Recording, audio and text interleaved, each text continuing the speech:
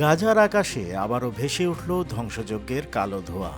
নাগরিকদের মাত্র ২০ মিনিট সময় দিয়েছিল ইসরায়েলি সেনারা। সেই সময়ের মধ্যেই বাসিন্দাদের জীবন হাতে নিয়ে অগণিত স্বপ্ন ফেলে রেখে নেমে যেতে হয় রাস্তায়। আর ঠিক এরপরই মুহূর্তেই মাটিতে মিশে গেল ১৫ তলা সৌসি টাওয়ার।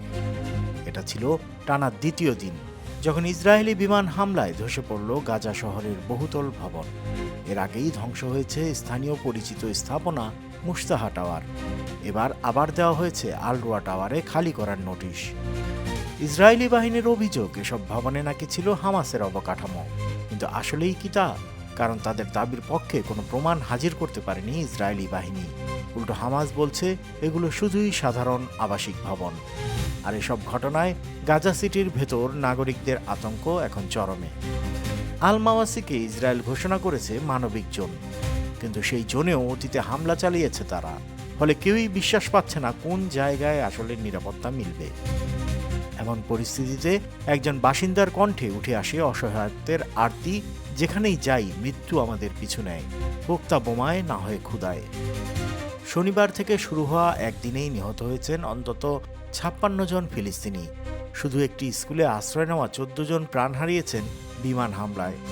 ২ বছরের কাছাকাছি এই যুদ্ধে গাজায় নিহতের সংখ্যা পৌঁছে গেছে ৬৩,০০০-এ, যাদের বেশিরভাগই সাধারণ মানুষ।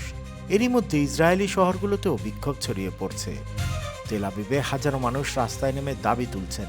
তারা বলছেন যুদ্ধ থামাতে হবে, দ্রুত ফিরিয়ে আনতে হবে বন্দীদের। কিন্তু ইসরায়েলি সরকার বলছে এখন আর লক্ষ্য যুদ্ধবিরতি নয়, বরং গাজার উপর পূর্ণ নিয়ন্ত্রণ প্রতিষ্ঠা। আর এদিকে হামাস জানাচ্ছে যুদ্ধ শেষ হলে এবং ইসরায়েলি সেনা প্রত্যাহার করলে তবেই তারা বন্দীদের ছেড়ে দিতে রাজি। আর দুই পক্ষের এমন অবস্থায় গাজা সিটির আকাশ এখনো ধোঁয়ায় ঢাকা। ভেতরে ভেসে বেড়াচ্ছে সাধারণ নাগরিকদের একটা প্রশ্ন, এ লড়াইয়ের শেষ কোথায়? আপনার কি মনে হয়? মতামত জানাতে পারেন কমেন্টে।